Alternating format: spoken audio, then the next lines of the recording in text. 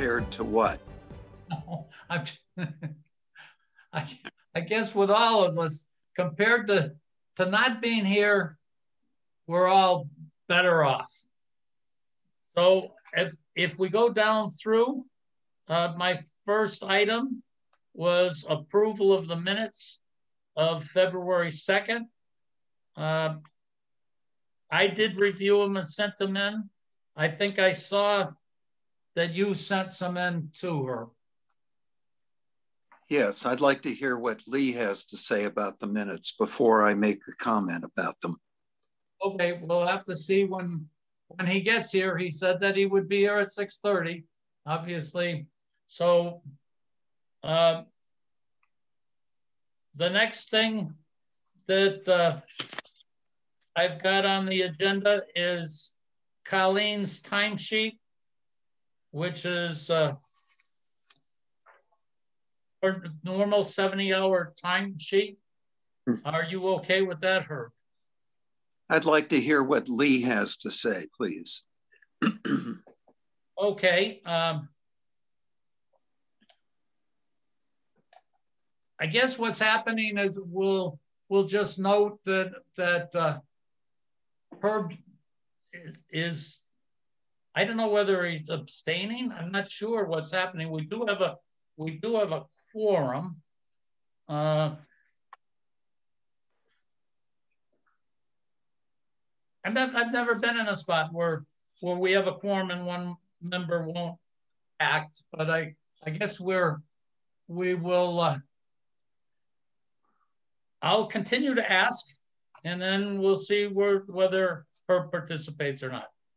I am participating. I asked to hear what the other member of this board had to say.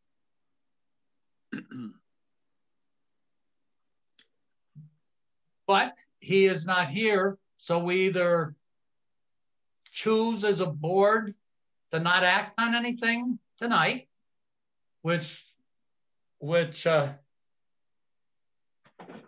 since to get something to vote on, I have to get seconds, and if you won't second anything to vote, then we don't move forward, and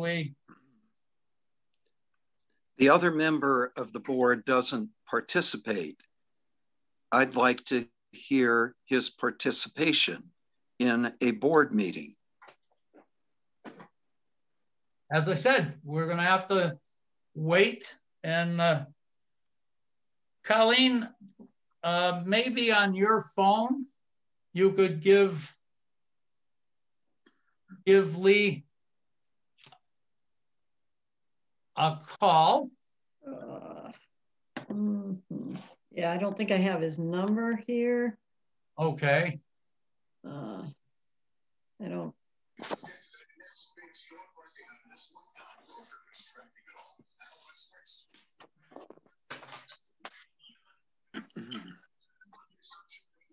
No, it's 318.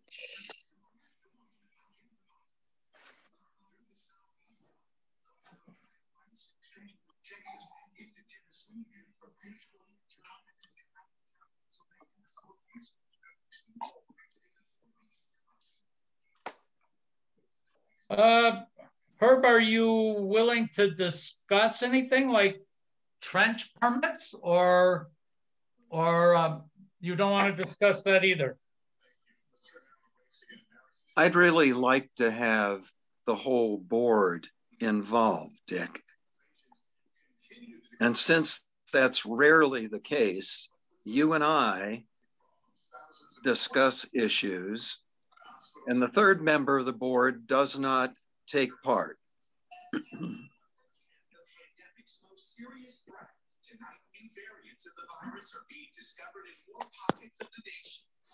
So we will just have to wait. I can. Authorities now confirming their first case of the South African variant. I'm pretty concerned. I'm not sure this is kind of the last big storm before vaccine. Somebody's got a really loud TV or radio on, or may not have access to vaccines. Maybe we can. Another brutal blast of cold weather put a freeze on new shots. Today. I guess I can shut people off and see if I can find who's doing it. 6 miles to get. Okay, I just shut this man off that's not identified. So he was the guy that was doing it. There's Lee, I think. Yep, I'm in it. Okay. There's Lee. Okay, Yep. We're gonna go back. I'm gonna start over at the beginning. The first item is minutes for February 2nd.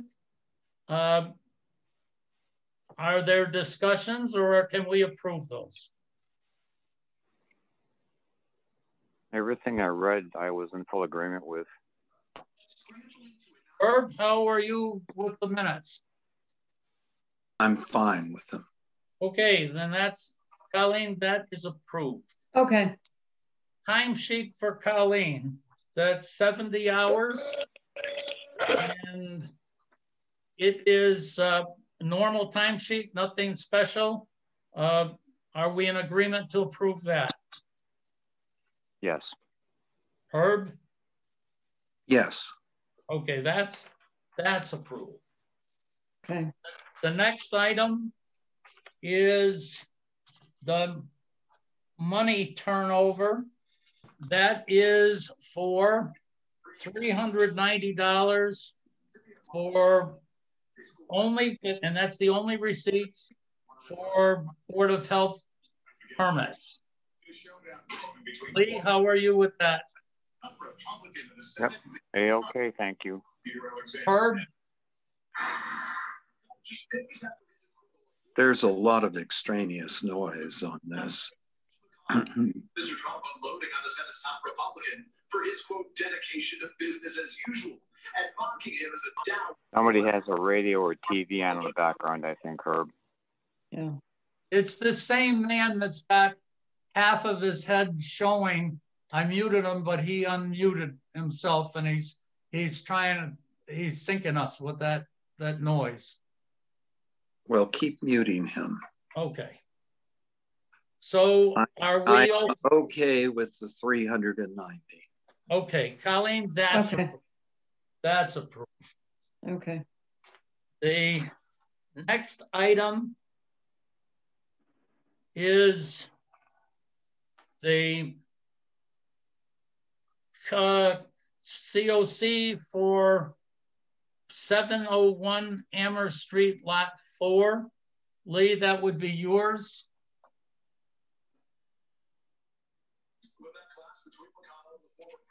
Amherst Street, Lot 4.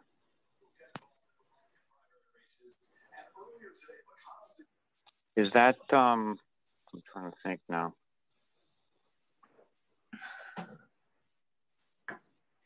I don't know which one is that. Is that the Kizier farm? The only thing I've done on that adjacent lot on left of Kizier's was the well. Nothing else was done up to this point in time. Okay, so we don't know what this lot is, so we can't act on that. Okay. Yeah, I have not been called to go out for anything on that side of town, so I'm lost on this one. Okay. Okay. The next one is the 2021 installers permit renewal for Lillian Ranch excavation. Are we okay with that one? It's a renewal. It's a renewal. Yeah. I wouldn't be surprised if that's Jeff Lucier. Yes, Okay. that is. Are we okay with that? I am. I agree. Herb? Yes. Okay. The next one is the temporary food permit for the Immaculate Heart of Mary for the fish fry for February 26th. I did not see with it. I saw a layout. I didn't see anything for someplace in there. It said 50 different meals are going to be served. Looks like it's walk in, walk by a counter, pick it up and leave.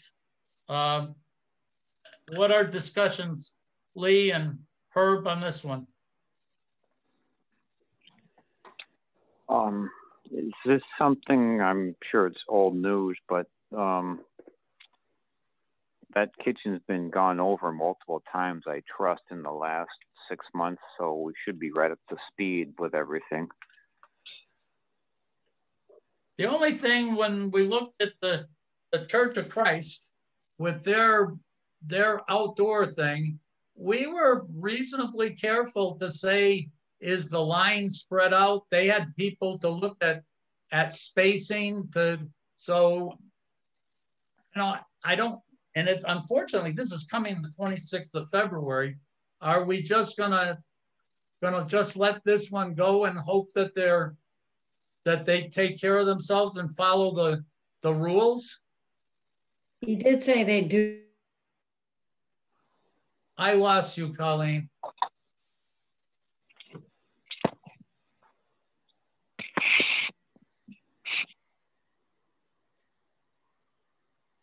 Colleen has frozen. Yeah. I've seen no particulars on this. Why should we cut these people slack?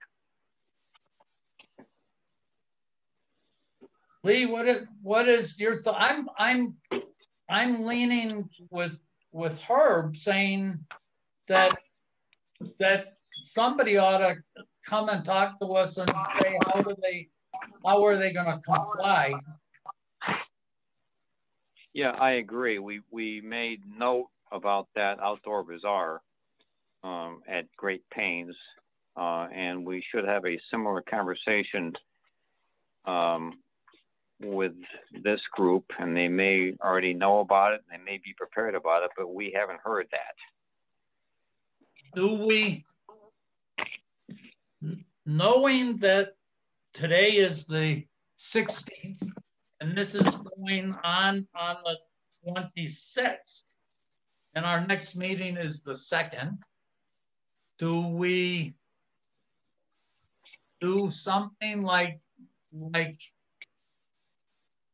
make sure that our inspector goes over it with them and make sure that the safety aspects of this are going to be handled? I don't know. Give me some help, Lee and Herb. How do we break this?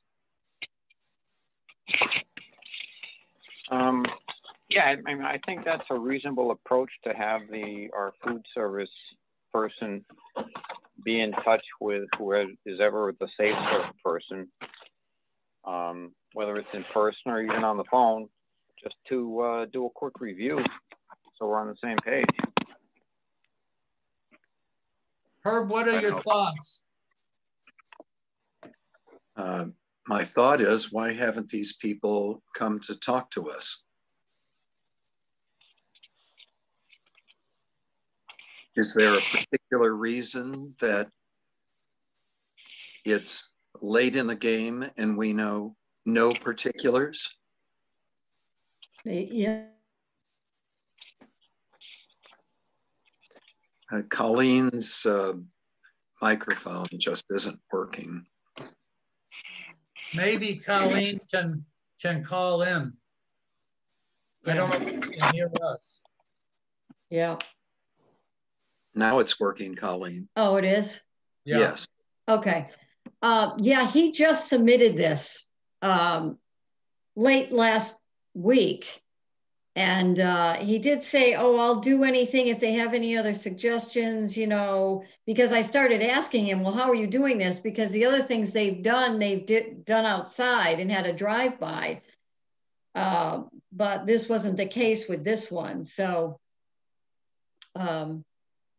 yeah, it was late being submitted. I'm concerned that it doesn't seem fair that we make the women's group at Church of Christ come and talk to us and go through this and do it right. And then this one, we just let go. Absolutely correct. Yeah, we have to be on the equal playing field with everybody. Maybe that as we did with the the group at the Church of Christ is to just say, you guys are going to have to delay this for another week until you can come and talk to us. That would be treating them exactly the same way. That's correct. Herb, would you support that? Well, since I was the first person to bring up an objection to this, obviously, I don't think this is okay. So whether they have to delay it, whether we send out Lynn Diaz, which I don't think is an adequate solution given the way we have interacted with others. So yes, I think these people have been cavalier and they are not ready to do this on the 26th with my blessing. Well, it sounds like all three of us said the same thing. Colleen will just have to let them know that they've got to get in touch with us, as we should, to be consistent. When we asked the women's group at the Church of Christ, we said we would be willing as members to go over what they were planning to do prior to the next meeting to make sure that they got done what they needed to get done. My suggestion is we offer them exactly the same service. Is that Herb and Lee? Do you feel that way? Correct, yes. Okay. So that's what we're doing. The next item is 97 East Street. That was a Title V. Lee, is that can we receive that as a pass?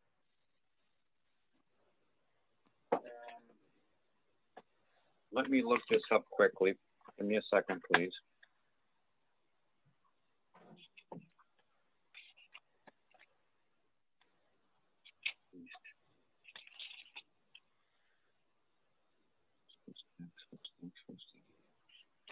How long ago was this report sent in? I just got it within the last two weeks. Because I haven't been there for about 4 months. Oh, I'll have to look at the dates on this. Who was the inspector, please? Greg Everson. Greg Everson. Okay, I haven't been there for 4 months. Okay. So I don't know what, at this point, I'm a little bit lost as to what we're doing here. And if it's 4 months, then obviously it's not submitted within the legal 30 days. Yeah. So and you'll have to get back to Greg and say that to him. The next one, Lee, is 6 Diane Street. It said passes, also Greg Everson. Yeah, that was a new installation of a tank and D box on 6 Diane. Everything there is in properly and in on time. So that's all good. Are you okay with that, Herb? Yes. Okay. The next on my list is a complaint about Dollar General. I saw that says that the person complained saying that they were in, and all 3 people involved, all 3 employees involved had their masks on without covering their nose. What do we want to pass that on to Al Wishart and ask if his people could check on that?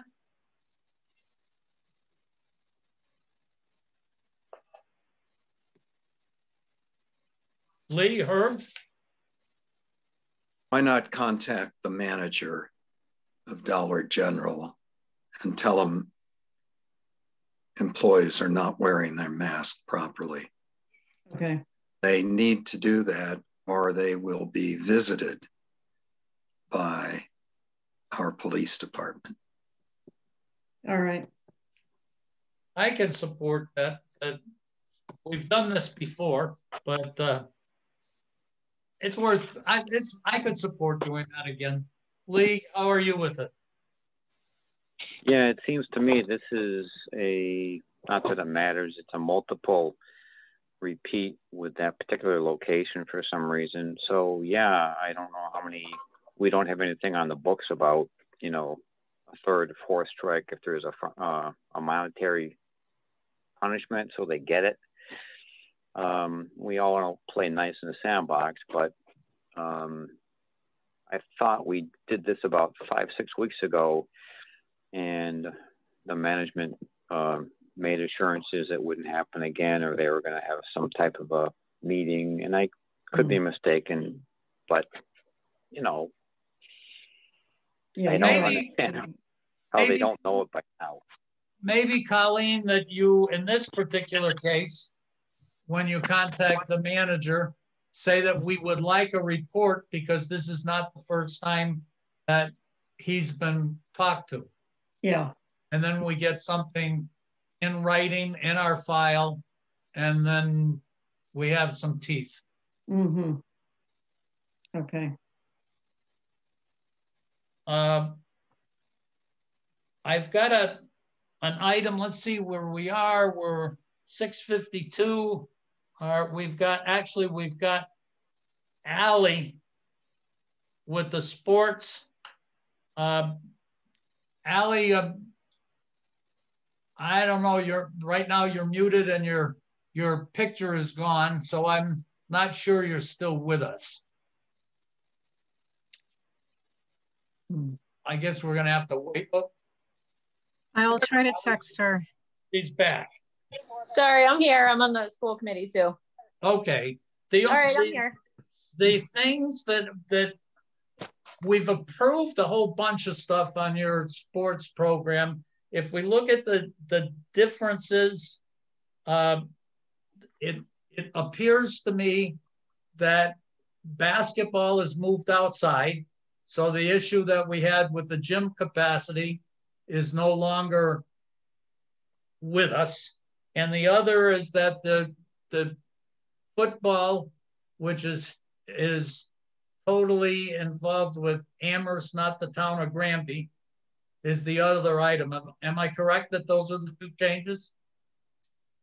Yes. So I'm looking for your support for basketball, which has been moved outdoors.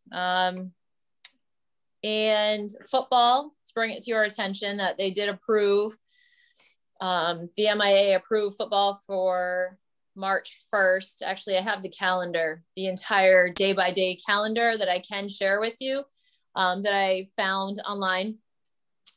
And what was the other one? Well, the other ones were track. We did okay. Oh, track. Cross country. Yep. I think that was the only cross one. country. Yeah. I think those were the only ones that we hadn't.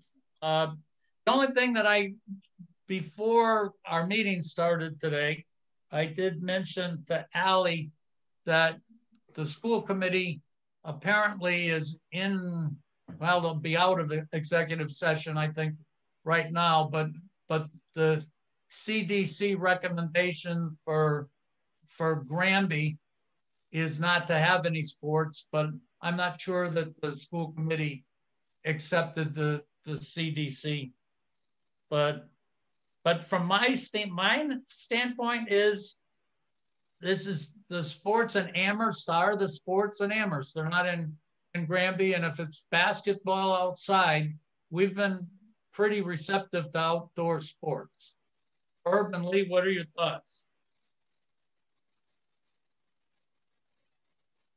Dick, when you say CDC, Centers for Disease Control, is this something nationwide that they don't want to have take place? Yes, they have published the pretty detailed guidance. They have their own 4-color system going from blue to yellow to orange to red. Granby ends up being blue in terms of positivity, but red in terms of community spread. And what the CDC has done is given specific guidance, and it's related to what the conditions are within the community. And they're different things and different precautions depending on the risk in the community. And it's in the, I think it's around a week old. Okay, and this is subject to change as the parameters in town change. Is that what I'm believing? Well, the CDC is. What Ally's asking for is not. So, again, Ally's not asking for any indoor sports. Okay. It turns out that depending on where you put Granby, that CDC is doing the same thing that Department of Public Health did, is they did not differentiate between town sizes. And so they've got a regulation for everybody. And I'm concerned that it doesn't reflect properly on what our true risk is. And we're being read is their number now is based on the number of new positives in the previous 7 days. And Granby, using the current gross numbers, is 240 with a CDC breakoff point at 100. So we're really, really red. If you instead look at our color and look at it at the adjusted numbers, we're like 112. So we're right on the border. And the border, on the red side, it says no sports. On the orange side, it says essentially, other than the football, but the rest of them are saying outdoor sports should be allowed. And so and I'm not sure the school committee accepted the CDC recommendations anyways.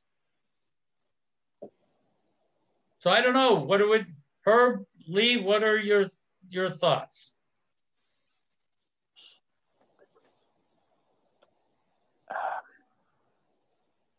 I tend to err on the side of caution. The CDC is recommending that we wait a little while before we can move everything outdoors.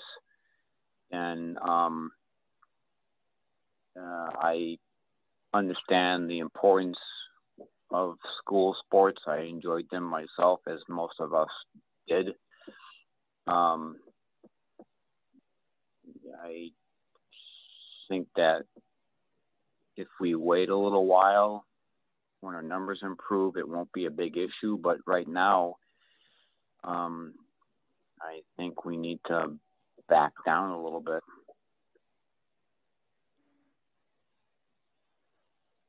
I am okay with outdoor basketball.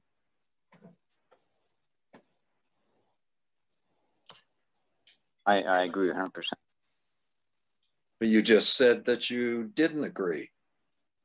No, I said indoor. I thought I said indoor. Maybe I didn't. Indoor is a problem. Outdoor, whatever it is fine. Okay, then I'm on board too.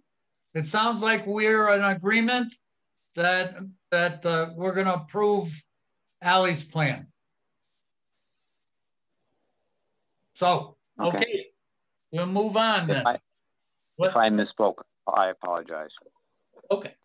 Can I get, Mr. Bombardier, could I get clarification on what exactly you're supporting? So from what I heard, and that you're supporting outdoor, which was basketball, but you wanted to wait longer for football? No, no, we Okay. didn't. We Okay, said that, okay. no, we said we approved your program as you proposed it.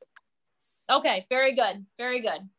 And on the docket for the next, in the next 2 weeks, I'll be bringing spring sports to the agenda so we can get the ball in motion with that. Okay, we'll have to see it when you get it to us. Yeah, certainly. I will do that. I'll get working on it. Thank you. Okay, good night. You. Good night. Thank you. Night.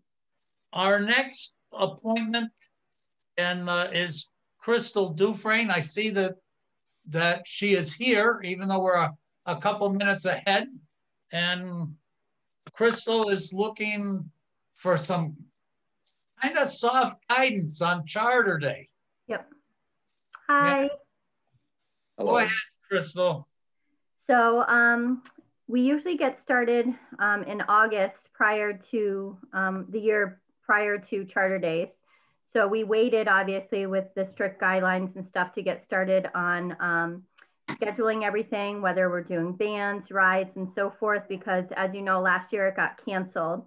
And there were still strict guidelines put out from Governor Baker and from the state as far as big groups or large groups getting together. So I just wanted to see, I mean, I know you guys can't foresee the future, but it is something that we do have to plan for. It is an outdoor event, but people are in tight quarters at the park.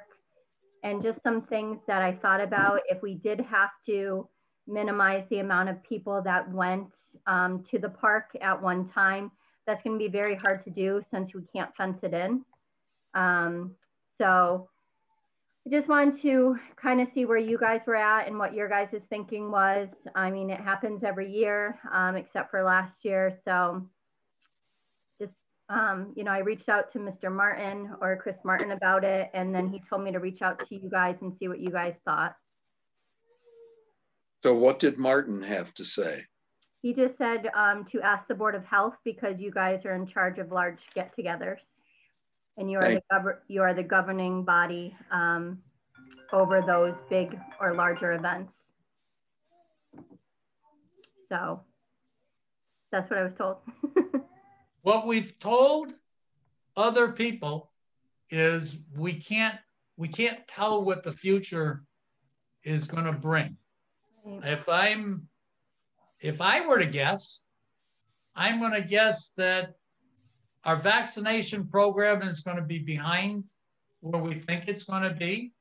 At this instant, we don't even have authorization. I don't even know when authorization is going to come to vaccinate youth. So it's reasonably certain that even if we had the vaccine available, it wouldn't be all the way distributed. So my guess is that there's still, it's not going to be opened up by then.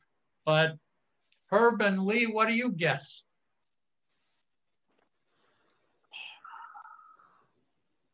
Given the past 10, 12 weeks,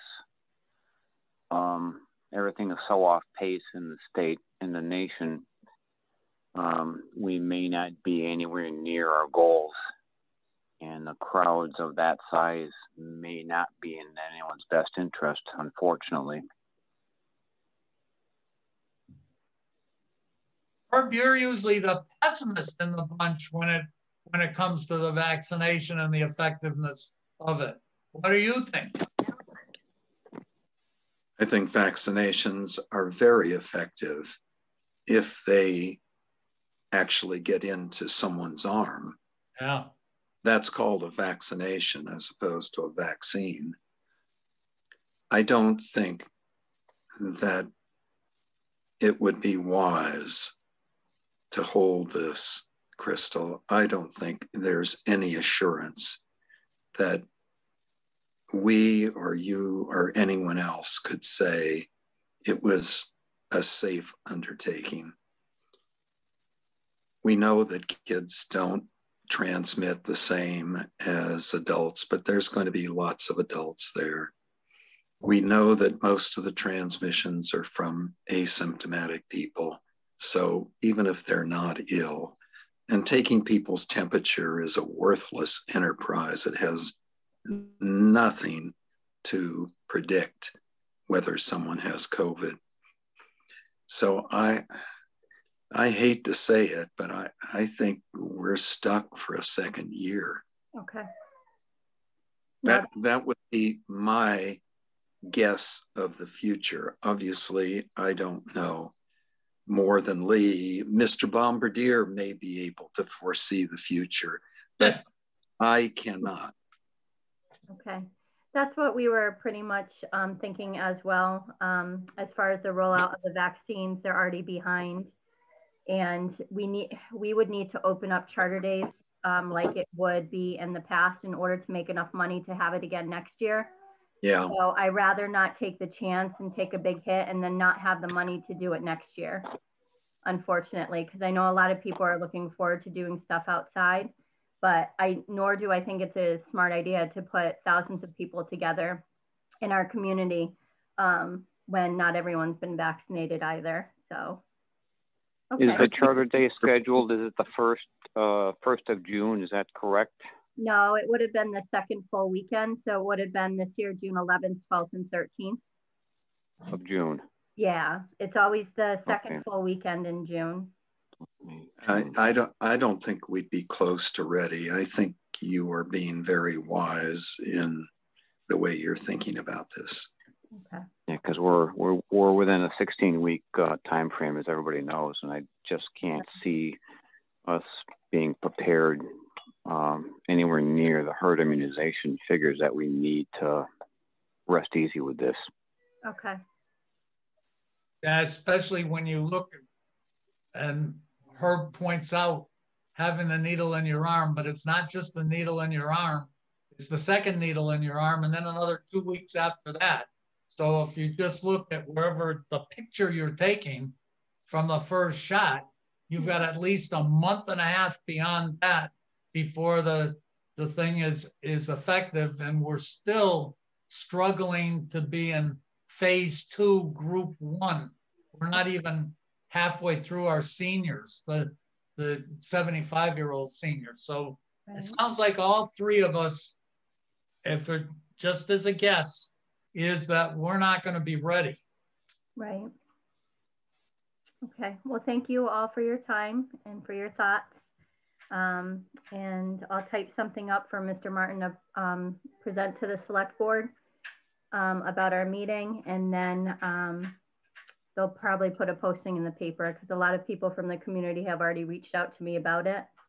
So we'll get the word out. Thank you so much. Okay, have a good night, Crystal. You too. Thank you for your involvement, Crystal. Oh, thank you, Herb. Have a good night. You too. The next one that I have on my list is the location of the May 7th election.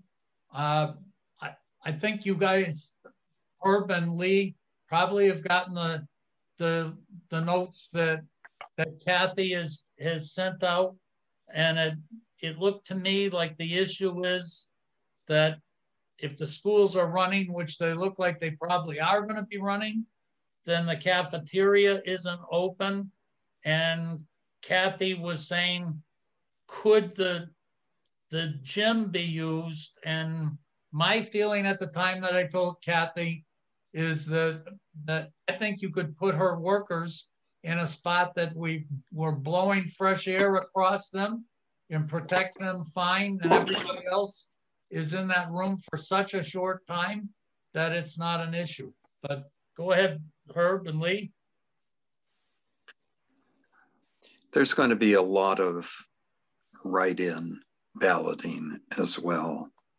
So the density of people probably will be less. And even if they have to wait a little bit outside, I think that'll be okay. I think it should be in the gym, and that Kathy's comments were persuasive to me. Lee, what is your thought? No, I agree with Herb. The write-in ballot should be a strong issue, especially in the middle of this.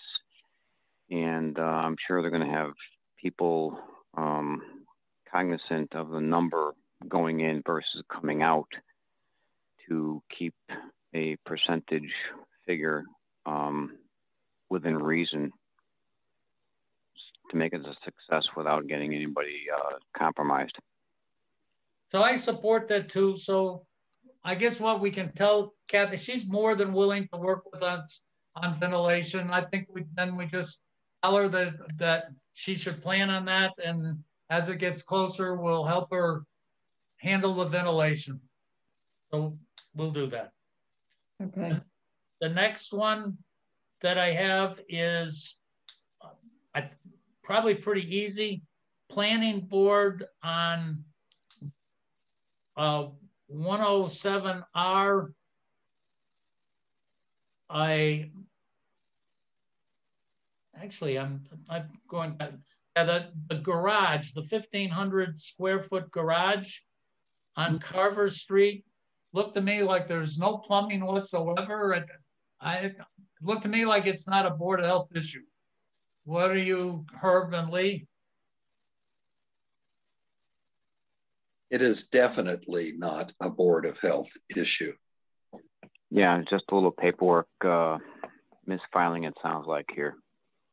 Well, I think they're required when it goes to the ZBA that they're supposed to send us. So, Colleen, you can just send a quick note saying that the Board of Health has no comments on this. Okay.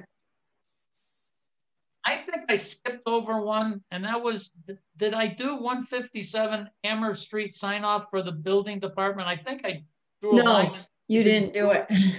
I was going to ask you about that. Yeah, on that one, we already signed off on the septic, and they had a well that's got some issue, and they submitted from the water supply technician that he will bring the well into compliance before it's going to be used. That normally would be sufficient for us to sign off. Herb and Lee, are you in agreement? Sure. Yes, thank you. Herb, did you say yes too?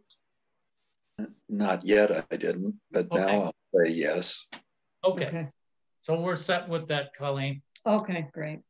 The next one that I have is the trench permits. I sent a note after I talked to the building inspector. The issue is the state trench guy came to him. There is, in fact, a regulation that says if the hole is bigger than 3 feet deep and less than 15 feet across at the bottom, you need a trench permit. The trench permit doesn't necessarily have anybody to inspect it. We can or cannot charge fees. What it does require is that a trench permit have with it, I think there were 3 things. One of them was a certificate of insurance. The other one was of significance is dig safe. And it would turn out that the state guy specifically asked the building inspector, where are your permits involving septic systems? And when you go through it, every time they put in a septic tank, they end up falling under those conditions. One of the things that the building inspector talked to me about was he doesn't even have to have the copies of it. That if we said as part of the application for the installation, you have to have a trench permit, and Colleen could just make them file it. She could have a file with trench permits, put the other permit copy in with the job, and that could be the end of it. or we can charge fees. It's up to us. What do we want to do? So when a septic system is put in, I would assume that DigSafe is consulted. Is that correct? No. I haven't found that to be the case, Herb. Say again? I have not found that to be the case, except on rare occasions. So you don't need to talk to DigSafe to dig a giant hole in your backyard or front yard. Really? Really, I believe the reason is that most people don't have underground utilities coming from the street. You know, we have very few people who have underground electrical or gas service, which I think is the primary reason for DigSafe. If I'm, you know what I mean? That's my concept of it. Anyway. Water too. So if that's the case, why are we adhering to a regulation on this trench permit to notify DigSafe? That's part of the trench permit regulation. That's I understand. All I'm saying is that this is stupid. This is just bureaucratic nonsense. Is there any part of Go ahead. That's my opinion. My opinion is this is bureaucratic nonsense. And no, I would not charge anyone for it. Is there any part of this regulation that talks about securing the site with any type of fencing or other protection from pets, neighborhood children, etc.? Yeah, for sure.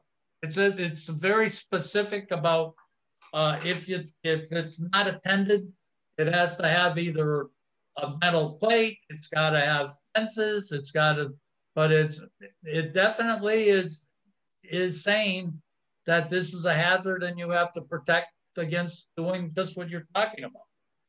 Sure. But if you dig a septic system, you don't have to provide those protections. Is that correct?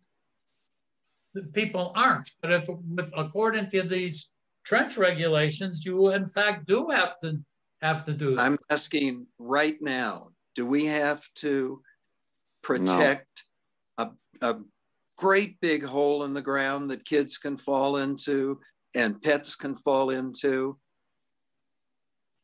The answer is no, huh? Well then, if that's the case, then maybe the trench permit is not so stupid, and it's shame on us for allowing us to dig giant holes all over town without any protection for kids and pets. Which is probably the exact reason, Herb, that there is a trench permit in the state.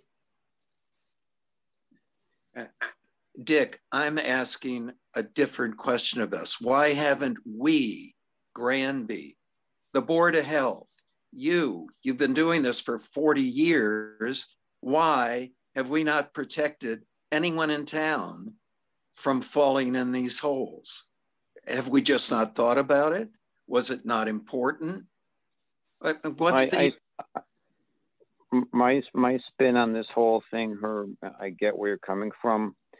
And there are occasions where a rather deep hole has to be dug for either the purposes of finding the water table or ledge. And the other instance would be during the installation of the actual septic tank itself. But that being said, immediately after any one of those three occurrences, that hole is immediately filled in, or in the case of a tank, it's filled into the top of the tank on all four sides. So yeah, there is a hole, maybe it's 2 feet, 2.5 feet deep, and someone could still get hurt.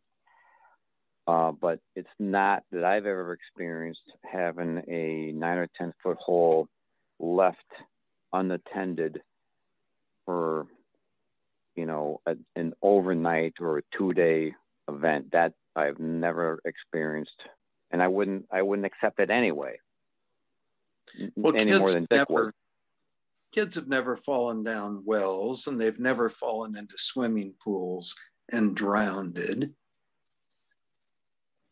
Well, the answer is that the excavators are very aware of this liability, and they do not leave these things open. And the trench regulation is deeper than 3 feet, and so they don't leave them open.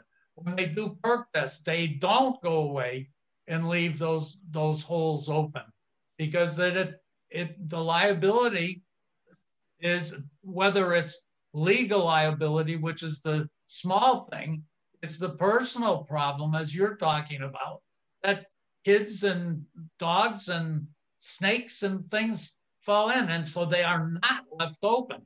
But the point of this is, I don't think we have a choice to not implement this trench thing. Herb, I agree with you 100%. Let this be a paperwork thing that people do go and fill out and give it to Colleen and be done with it. And I think from your standpoint, Herb, I think good business practice is that they should be asking DigSafe to look in the hole or look on the property.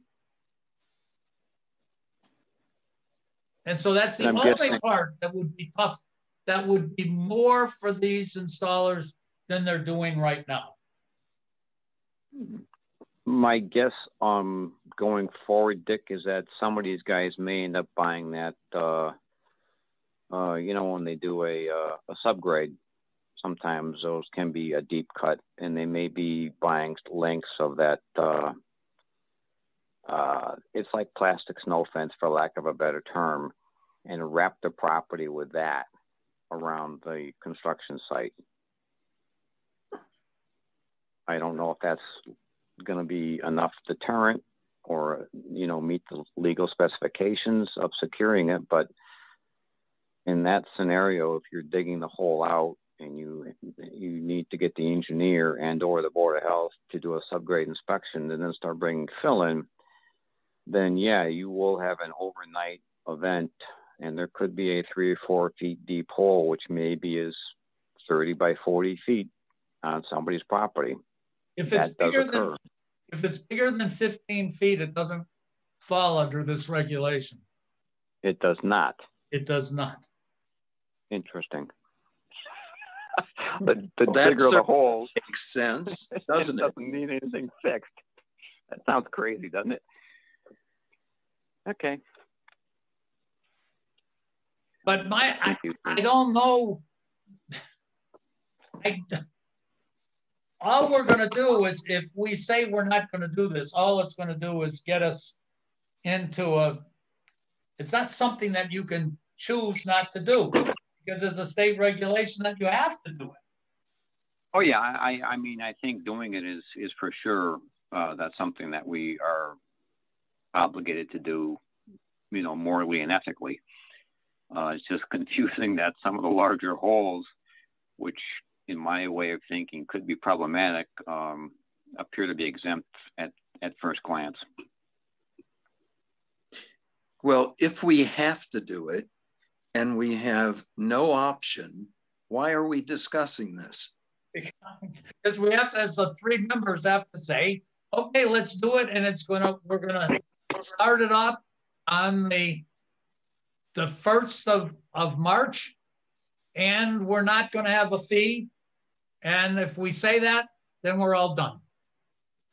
Well, we could have done that in 1.5 minutes. Wouldn't have been as much fun. Then let's do that. So that's what we're doing, Colleen. Okay. Start on March 1st. Yes. The next item that I have is our budget. I looked at the budget, and it's The important thing is Chris Martin put in the changes associated with Colleen being at her current rate and that she's full-time. That's in there. He basically just went through everything and added 2%. And when I went through it, I really didn't have any issues with it. What are Herb and Lee? I can't make a, I can't comment negatively or positively, whatever. I know the numbers are the numbers, and yeah, whatever you've done, I have to just say, yeah, let's go with it and get her done. I'd say kick it around for a while, but it needs to be done by the 26th of February. Right. My comment is that I'm very pleased with Colleen in her position here at the board. I certainly second that. That is for sure. Thank you. Absolute agreement. And I think what people, the rest of the world doesn't have any idea of how difficult a task that Colleen jumped into.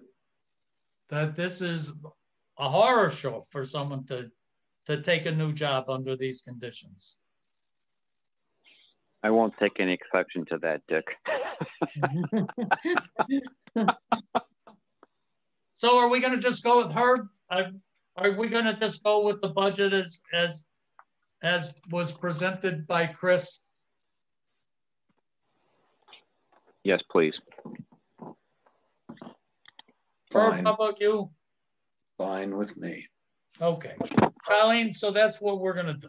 Okay, I'll send it over to him. I had an issue that with the vaccinations, I gave Chris Martin a courtesy call to tell him what we had done at this morning's meeting.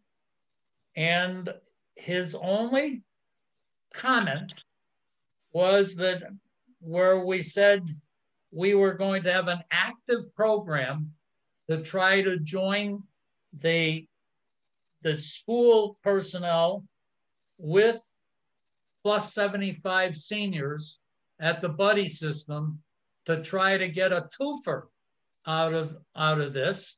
And the Board of Health was going to actively pursue that. And Chris's statement was, just understand a whole bunch of people in the schools don't live in the town of Granby.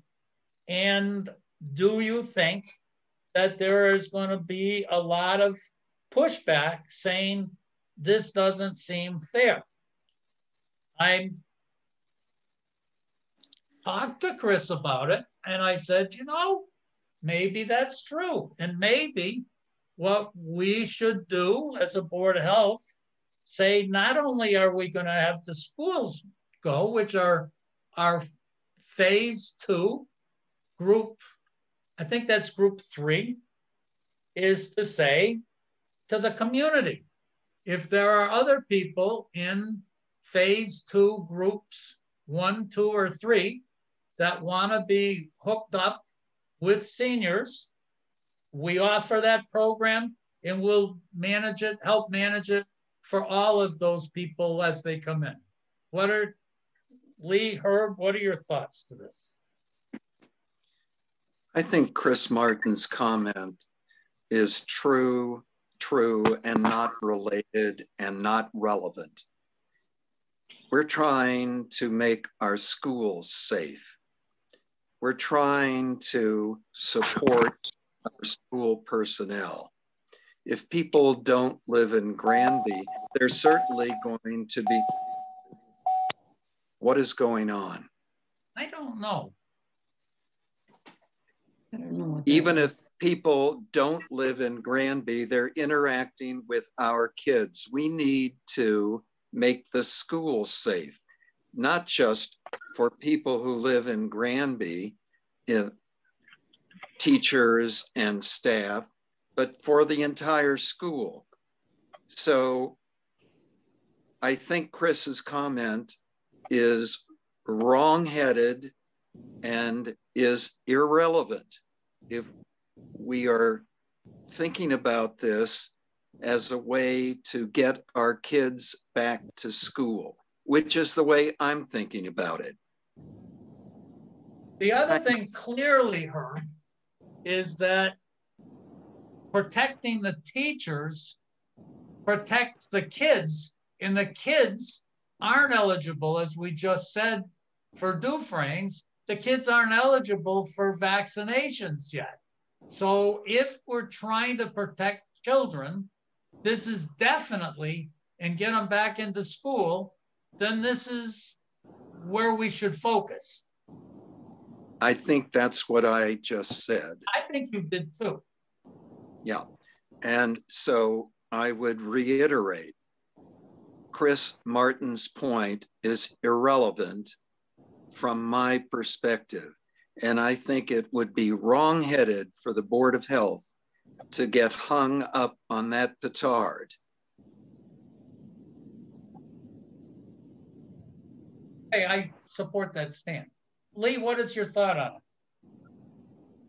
Yeah, I can understand where we're coming from on this. I don't know the thought process other than I believe they were thinking that the teachers living in town could chip in and, you know, do the buddy system and make it happen. But unfortunately, there's probably a large number that do not live in town. The program wouldn't be widespread enough to be of any value or enough value to make a dent in the shut-ins.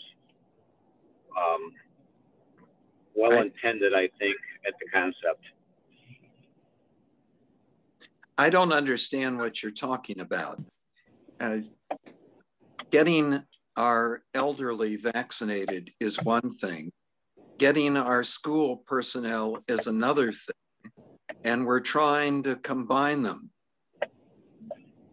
Exactly. I don't understand your point at all, Lee. It doesn't make sense to me.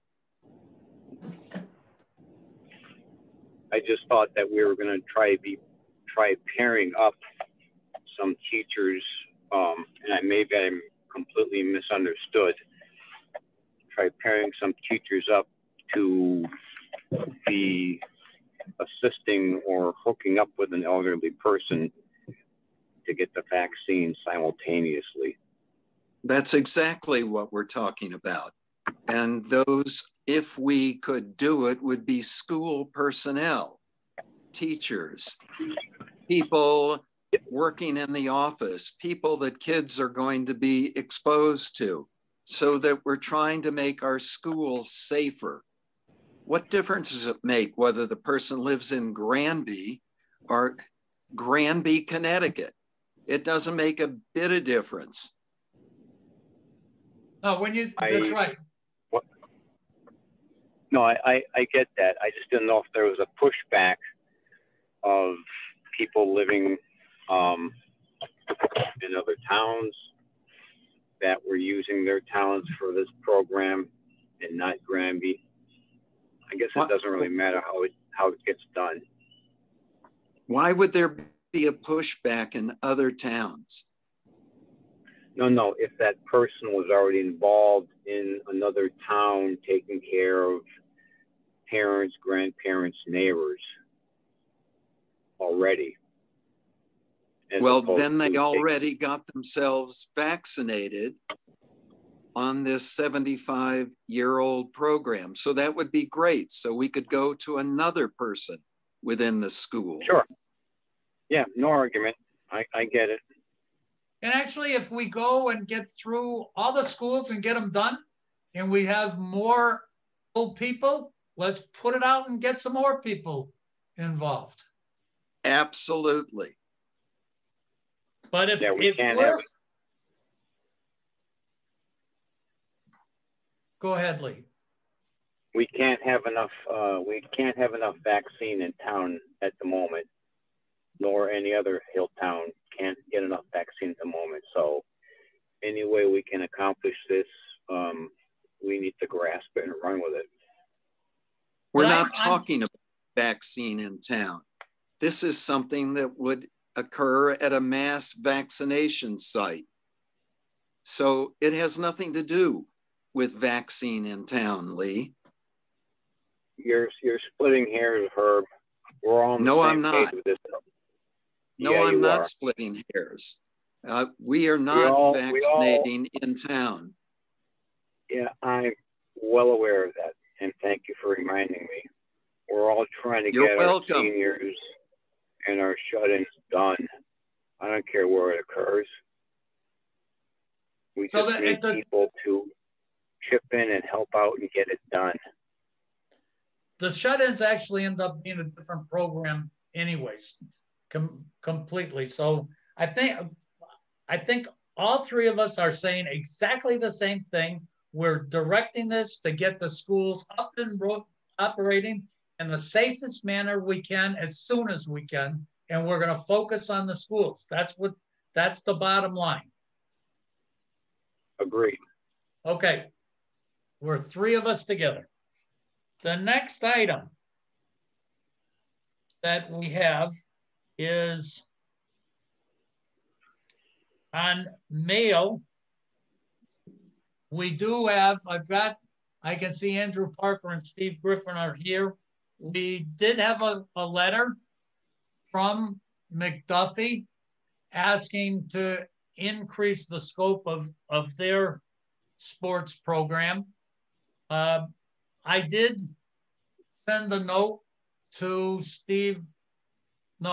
Andrew, and said in keeping with exactly what we're talking about with Allie and CDC, I would like to see that McDuffie is using a composite positivity number for deciding their in-person teaching.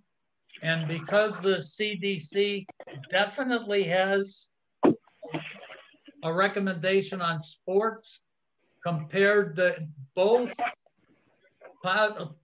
positivity and community spread, before I'm willing to discuss opening up the sports program, I would like to understand what the equivalent spread, composite spread is of the students that they're dealing with.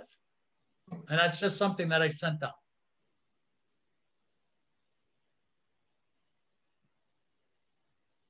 So I'm happy to share the spreadsheet that we're using with the whole board.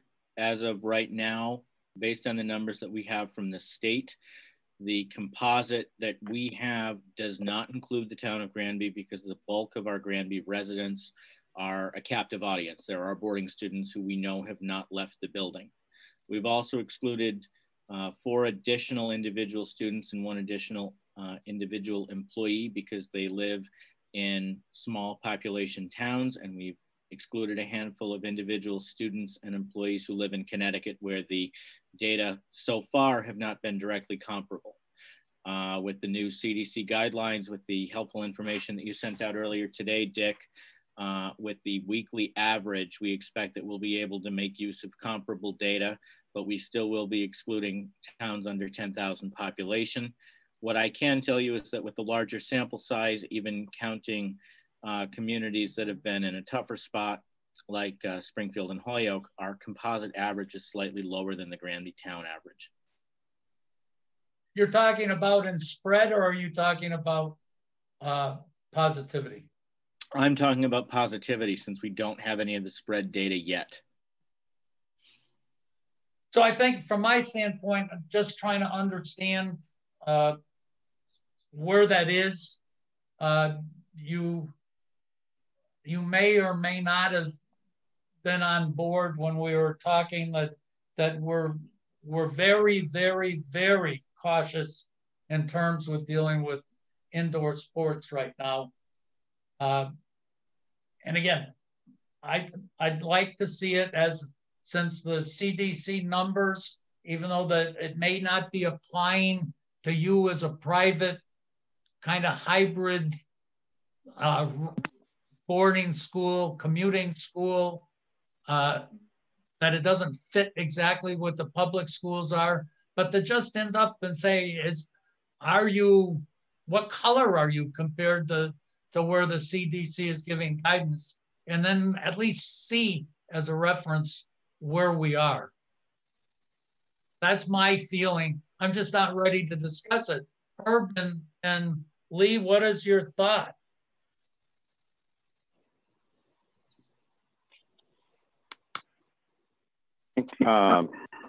We have to run a similar train of thought as we did with the high school. Outdoors is all good. We have to follow CDC guidelines. So, Herb, I don't hear you. I have nothing cogent to add. Okay, so it sounds like the numbers are available to Steve and Andrew.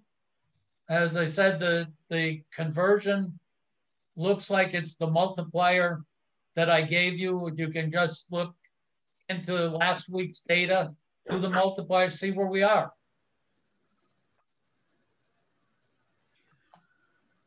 Can I ask a follow-up question, Dick? Sure. I'm trying to just get my head around this. We are currently practicing in our gym. Are you ordering us to cease that activity right now? The Board of Health has not taken that up at this point. Okay. So any request that we have to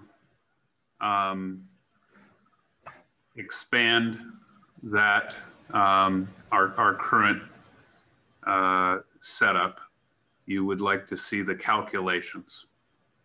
Yeah, and as Andrew was pointing out, do you take the people that are living inside your dorms, and do you say these people are so cloistered that they should be handled like kids in your own family? So if you have 4 teenage boys, do you let your own 4 teenage boys go practice together? I don't know what the answer is, but I do know that without seeing any data saying, gee, I'm taking a bunch of kids from Maine and bringing in your gym and having a basketball game, I personally have huge problems with that. But the board hasn't discussed that yet. Okay. Well, we will, I appreciate your feedback tonight. We will get those numbers to the board as soon as possible. And in the meantime, we will follow our existing plan to the letter of the law. I mean, if I can throw something in here, which maybe I shouldn't, but I'm going to. What you guys have been doing is working. I don't know, because I don't have no facts, but I'm trusting that you have a handle on your numbers and your programs, and there's no COVID escalating activity in your facility. That is correct. That's, I mean, all good things for sure. I wish there was more imitation of this, but in time. Yeah, I appreciate it. Just to set the stage for you all, and I don't want to belabor this any longer than I have to. I believe we currently have 7 or 8 boarders on campus who are practicing together. We have 1 or 2 day students who wish to join that cohort. And by our letter of the law, will be practicing with those day students as their own cohort of 2 people. And so we need to show you the data so those day students can practice with that group of boarders. And then the other plan was to actually quarantine our students who were intending to play in a basketball game. But again, you'll entertain that when we have better numbers for you. Again, our positivity rate is at 4.61%, and obviously we will drop again this week. So it is pre-Thanksgiving numbers and heading in a good direction. And so we are just looking at planning to do more for our students. And the issue being that our New England prep school basketball federation has basically said no games after our March break, no games after March 20th. So if our students are going to play a game, it will not be after March the 20th. So the outdoor basketball thing isn't going to work. And so we're looking to have some sort of culminating experience. So we'll get that data to you ASAP. Can you go ahead? No, I'm sorry. Can you share, or if you're not allowed to, it's none of my business, but when you say the prep school, I think it's an association, how does Granby compare with others as far as these good numbers? How does, can you rephrase the question, Lee? I'm not sure I quite understand that. When Granby is running these good numbers and not having a large number of students coming down with this virus, is Granby ahead of the curve with some of the neighboring schools? That's a tough one to answer. I think the issue is that schools have a lot of different protocols to prevent the spread of the virus. And so, you know, in terms of the towns and the spread, we are hearing that a lot of schools out there are loath to do anything with sports, and then other ones have some strict testing protocols like we're talking about with quarantine in order to provide an experience for the kids given where we are. Sure. I guess that's the best way to all right. Okay, thank you. One thing that I think that the Granby Board of Health has not done is to say if you have kids that go out of state and are playing in games and then come back into the state according to the risky behavior protocols, then I personally don't see that the Board of Health can tell kids if they're legally going out of state to do something that they can't do that. I don't know how Herb and Lee feel, but you know, we don't tell anybody else that. Well, that's our internal policy, Dick. It's okay. We're not intending to have our students travel out of state to play basketball. Oh, you're not? No. Nor are we intending to host schools from out of state. Wow. That's again, we're trying to minimize, you know, we can't eliminate risks, so we're trying to do this as safely as we can. So before your drop dead date, how many games could be played? 4 or 5, probably. I was thinking it was only 1, and then I was going to say, why are we talking about this? I see. So there could be a number of games. Well, what we'd look to do is to get a like-minded school to do pre-testing, play a couple games with us, post-testing, quarantining. Okay. Again, why are we doing 1? Because it's bigger than 0. Yeah. Yes, 1 is bigger than 0, and risk goes from very low to an unknown. So we could do that calculus as well.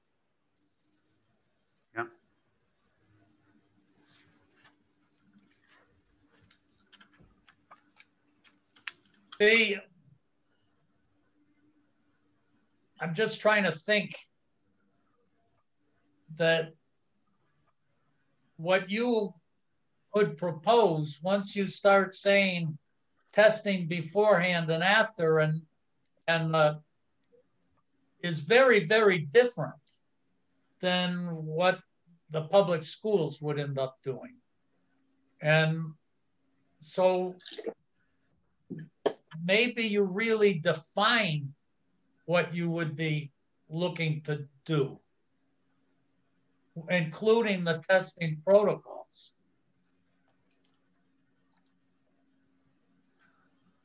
In all of the literature that we've provided to the Board of Health and to our students and parents, we've insisted upon a PCR test. That much I can tell you. We have not considered a rapid test acceptable for anything other than internal diagnostic and rescreening purposes. But it would be interesting if you ended up proposing something that both teams had PCR tests that were done, whatever. Herb is the expert on this or when it can be done. And we certainly know that it's just at the time that you took the test. But yeah, we know it's a snapshot and we know it doesn't eliminate the risk, right? It provides you a snapshot in time that suggests that, you know, that there's an acceptable level of risk, or at least that's what we're trying to gauge. Yeah. With the Board of Health's, you know, oversight.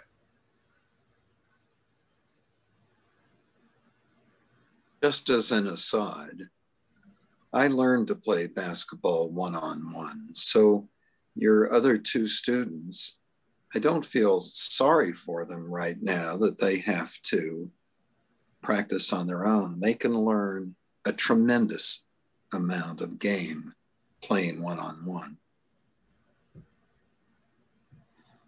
I won't dispute that, Herb, but it is in the end a team game. so I guess I'm guessing when you go through these numbers, you're going to end up that you're orange or yellow. I don't know. You might be red. Granby is red. But given that, Herb and Lee, we certainly would be having the general guidelines of the CDC. But if you start looking at a very narrow, a few games that you're doing some kind of testing protocol, you know, I certainly would like to hear that back and say, this is what we're going to try to really bracket what we're asking.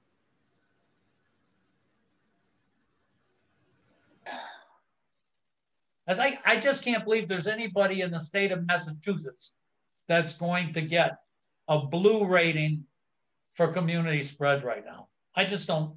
Maybe you will, but and yet games are being played, right? That's right.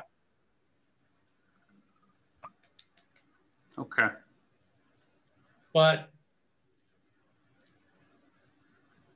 so I would definitely be saying define really what you're looking for and get your numbers, and maybe your numbers, if your numbers are blue, I know they're blue from the positivity number, because the blue with the CDC is 5%. So that's low. So you know that there you are blue. But the other is the community spread, and you have to do that. And again, get back to us, tell us exactly what you're asking to do. Okay, I appreciate that. Thank you. Thank you. Have a good evening. Now yes, Herb. We have 5 minutes left. And I was just going to say, on my list, we are done. I move that we call it an evening. Colleen, do you have anything else for us? No, I think you covered it. Okay, Lee, are you all set? I am. Herb, I want to apologize in case I misunderstood you. We're all on the same page with this entire mess called COVID-19. Okay, Lee. Thank you. Good night, everybody. I wasn't looking for an apology, Lee. Okay? Oh, no, I'm not even thinking that you were, but sometimes I put my jaw in gear before my brain catches up to me, Herb, and I'm well aware of that. Times happened to me ever in my life, Lee, so I can't imagine that's Good night, everyone. Good night. Good night. Good night, folks.